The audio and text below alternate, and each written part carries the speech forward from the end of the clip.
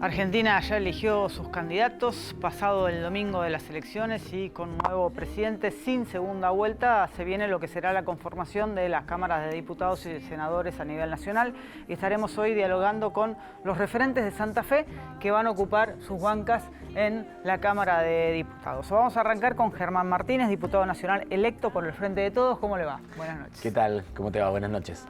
Bueno, cara de felicidad. Y logramos un objetivo importante, ¿no?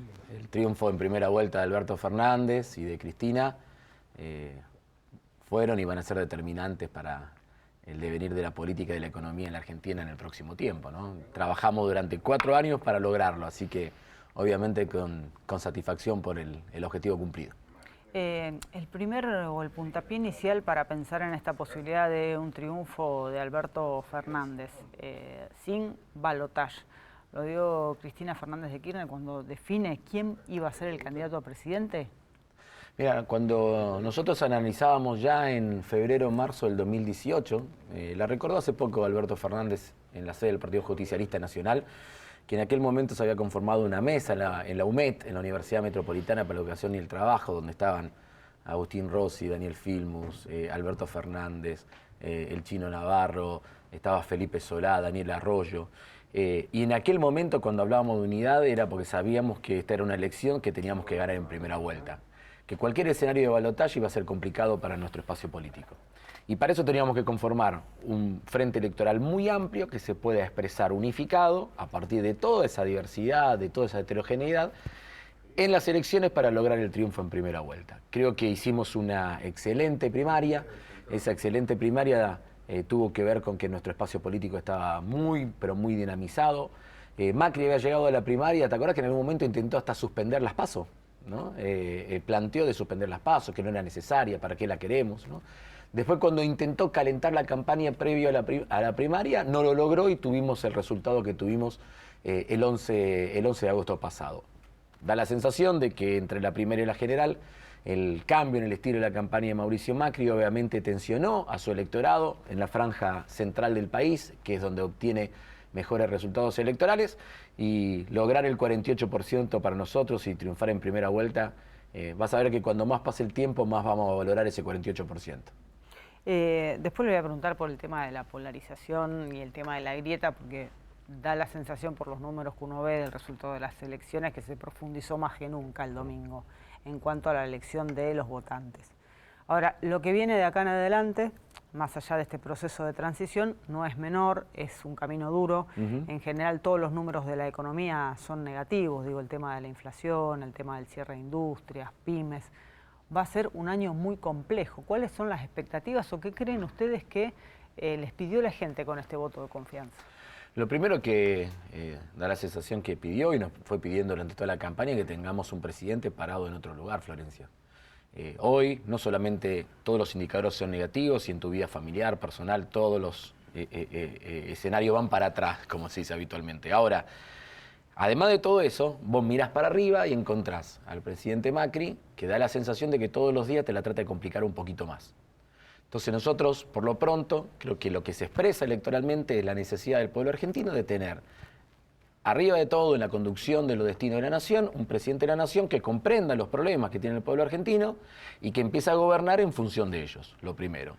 Y creo que no va a ser ni indulgente, tampoco hay cheques en blanco, ni va a haber grandes lunas de miel, ni ninguna de todas esas cosas, pero también ese mismo pueblo es consciente de las dificultades que tiene la Argentina y sabe que Alberto Fernández va a ir dando respuestas graduales a los distintos problemas que tenemos. Mirá, nosotros vamos a llegar a la Cámara de Diputados y en diciembre vamos a estar discutiendo en periodo de sesiones extraordinarias 4 o 5 temas que van a ser claves. Mirá, el presupuesto general de la Nación para el año que viene, que para nosotros, además los santafesinos, va a tener una particularidad, porque va a ser el primer presupuesto de la gestión también de Omar Perotti, gobernador de la provincia.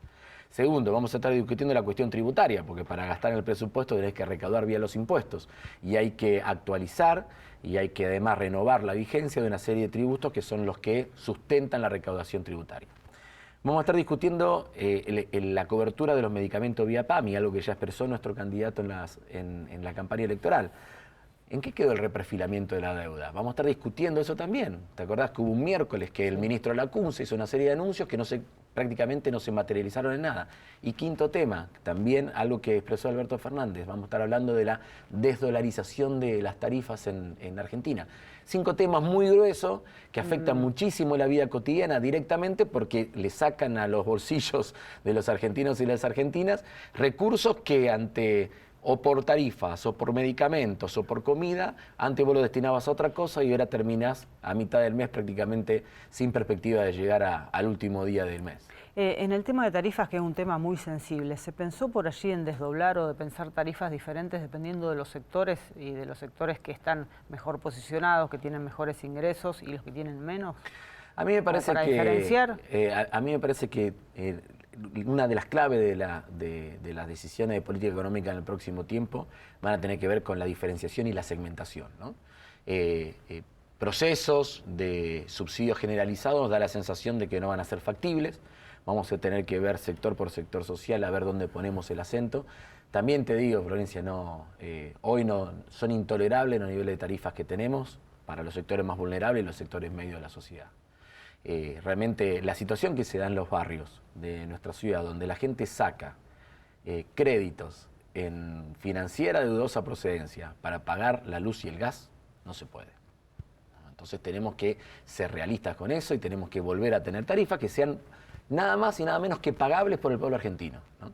Ni que hablar en un escalón cuando ya vas a una pequeña y mediana empresa o un club de barrio, ¿no? 140.000 pesos por mes en los clubes de barrio le están llegando de tarifa, ¿no? Entonces digo, me parece que hay que volverlo a poner en términos de razonabilidad. Algo que no se puede pagar no es razonable, esto es lo que digo. Entonces nosotros vamos a tener que garantizar que obviamente se pueden hacer las inversiones que se tengan que hacer, básicamente en un lugar de la Argentina que es estratégico, que es Vaca Muerta, pero vos no podés arrastrar toda la situación de Vaca Muerta que lo financien los argentinos vía tarifas. Me parece que ahí hay que tener una mirada diferencial y reconocer también que en estos 4 años aquellos que han estado vinculados a la cuestión energética han sido los grandes ganadores y que quizás ahora tengan que contribuir un poco más al desarrollo de todo el pueblo argentino.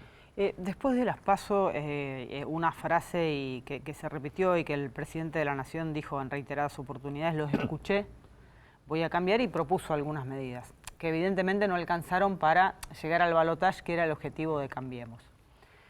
Cuando gana Macri la elección, ¿qué es lo que escuchó el peronismo, si se quiere, porque ahora más allá del kirchnerismo es todo el peronismo unido? ¿Qué es lo que escuchó y qué faltó o qué falta de autocrítica de cara a la sociedad en cuanto a las cuestiones que se le criticaron a la gestión anterior? Mira, primero... Recuerdo una frase de Fernández ahora el domingo, y un día volvimos y vamos a ser mejores, dijo.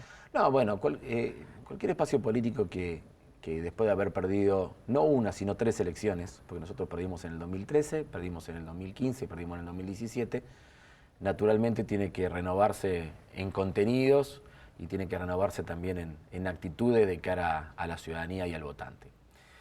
A mí me parece que en términos políticos, la principal demanda que nosotros recibíamos, todos los que de una manera u otra hacemos una tarea militante en términos políticos, era una gran demanda de unidad. Si algo caracterizó el 2013, el 2015 y el 2017, que, por llamarlo de una manera, el campo popular había ido dividido, ¿no? Y me parece que esa demanda fue importante y la logramos expresar en el frente de todos. Ahora, después hay otras cosas que tienen que ver con la forma de hacer política. A mí me parece que, por eso ha estado tan claramente posicionado en la campaña, nosotros tenemos que estar parados en un lugar distinto, ¿no? Y eso, esa la alternativa, la visión diferente, es importantísimo en la política. Por eso Alberto decía siempre, entre los bancos y los jubilados, el hijo de los jubilados, entre los bancos y las pymes, el hijo de las pymes, porque necesitamos que la máxima autoridad de la Argentina esté defendiendo al sujeto social principal que tiene la Argentina, que es la base de los trabajadores, ¿no?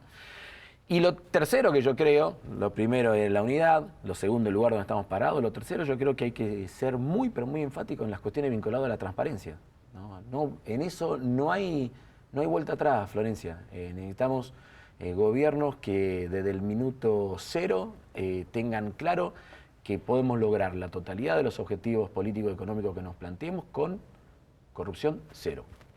Y me parece que esas 3 demandas estuvieron muy presentes y me da la sensación de que Alberto Fernández claramente las encarnó en esta campaña. Eso es uno de los puntos donde más crítica ha habido desde la oposición hacia el kirchnerismo, si se quiere, ¿no? Sin duda. El tema de la corrupción. Bueno, ha sido un eje fundamental de desgaste también durante estos 4 años. Digamos, más allá de hechos que están obviamente hoy planteados en la justicia, hay un viejo libro del año 61 de Arturo Frondizi que se llama Táctica y Estrategia del Movimiento Nacional, que uno de los capítulos es cómo la corrupción, cómo las denuncias de corrupción liman a los gobiernos populares, ¿no? Desgastan a los gobiernos populares.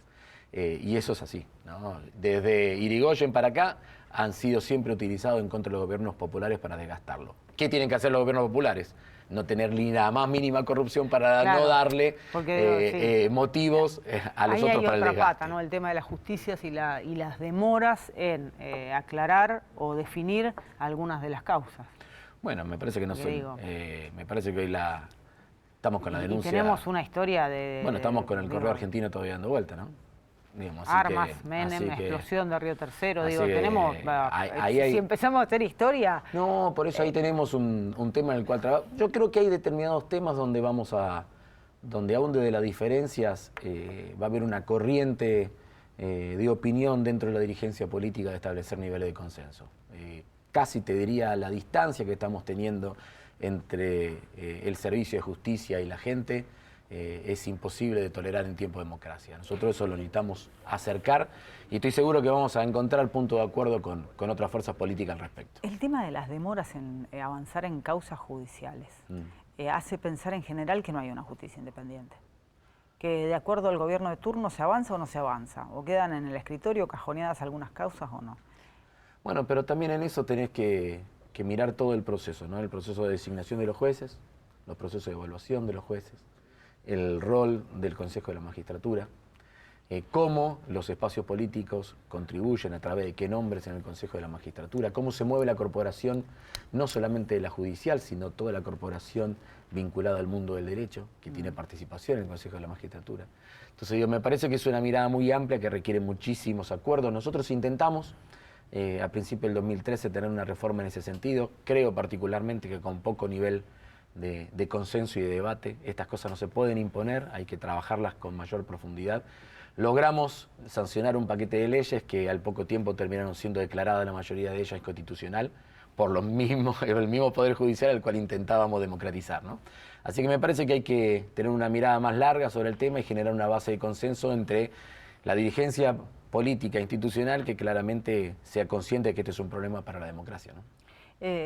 ¿Qué resaltaría o qué rescataría como puntos buenos que deja la gestión Macri a nivel económico y a nivel social?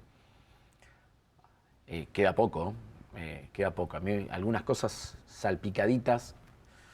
A mí me pareció que en algún momento la incorporación de los monotributistas a la asignación universal por hijo fue una ampliación de un derecho que ya existía, que yo lo rescato. También es cierto que después terminaron generando un atajo para prácticamente una explosión del monotributismo en desmedio del trabajo registrado tradicional, ¿no? Pero bueno, bienvenido sea, digamos, me parece que es algo que nosotros no lo habíamos contemplado y que efectivamente tuvo su importancia. Yo rescataría la intención, no la metodología de tener un sistema educativo más evaluado. No me gusta la metodología de evaluación que utilizan, pero sí tener una mirada que evalúe el sistema educativo. Mucho más firme en eso. Te digo, tampoco creo en que gracias a evaluación se hicieron correcciones y se mejoraron indicadores. Vas a ver que cuando nos reencontremos con los indicadores, los cambios que uno hace en el sistema educativo son mucho más graduales y no se pueden observar en el lapso de un solo gobierno. Mirá, para que te dé una idea, en diciembre del año pasado, nosotros sancionamos la Ley de Educación Técnica en septiembre del 2005. Un pibe que empezó una educación técnica de 6 años en marzo del 2006 y después hizo una carrera de ingeniería con un buen promedio de 7 años, se recibió en diciembre del año pasado. Estos son los tiempos de la educación. Imagínate si vos planteás algunas reformas que tienen que ver con los sistemas de evaluación.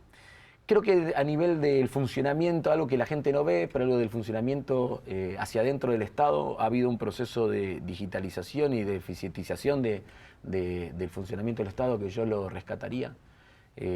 Pero cosas salpicadas dentro de una gestión económica y social yo creo que lamentable y que deja muy mal al pueblo argentino. Después hay otras cosas que planteó y que no las concretó. A ver, nosotros sancionamos una ley por unanimidad en ambas cámaras que tiene que ver con la urbanización de barrios populares. Lamentablemente ha quedado con ni siquiera se reglamentó esa ley, hay una reglamentación dando vuelta en la Secretaría Legal y Técnica de la Nación, pero lamentablemente no se materializó. O sea, hay muchas cosas como para mejorar, pero te vuelvo a insistir, creo que ratifico la buena orientación de algunas decisiones, que yo creo que todo gobierno tiene que pararse de ese lugar para avanzar, porque no podemos en las cosas que para ahí se han hecho un poco mejor que otras, volver a arrancar de cero, ¿no? Última, que me queda poco tiempo, pero no quiero, Sí. tengo varias preguntas, pero no quiero dejar de hacerle esta. La posibilidad de la legalización del aborto legal, seguro y gratuito, y un nuevo debate, digamos. Bueno, esa reivindicación va a estar siempre presente en la agenda parlamentaria. No va, después las puedes dar con una correlación de fuerzas más favorable, menos favorable, pero va a ser un tema presente donde me da la sensación de que el colectivo, no solamente feminista, sino todo lo que tiene que ver con el entramado social que ha sostenido esta política, nos ha pedido a todos los que hemos sido candidatos o candidatas definiciones sobre eso, así que ya hay poco margen para hacer modelos misteriosos, ¿no? Seguramente en el próximo tiempo, cuando se empiecen a conocer nombre por nombre, se podrá saber qué capacidad tenemos de poder avanzar en ese sentido. Yo creo que es una necesidad urgente que tiene que ver con la salud pública, que no podemos seguir mirando para el costado ni metiendo la tierra abajo de la alfombra. Y te lo digo desde una posición de secundaria católica y te diría, fui dirigente de grupo juvenil y tengo claro todo eso, ¿no? Ahora, cuando uno legisla para el 100% de los argentinos, cuando uno gobierna para el 100% de los argentinos, y cuando uno emite un fallo judicial, también lo hace para el 100% de los argentinos, ¿no? Compartan o no los valores personales que cada uno podemos llegar a tener. Esa es otra discusión, ¿no? Yo creo que hay que seguir avanzando en eso.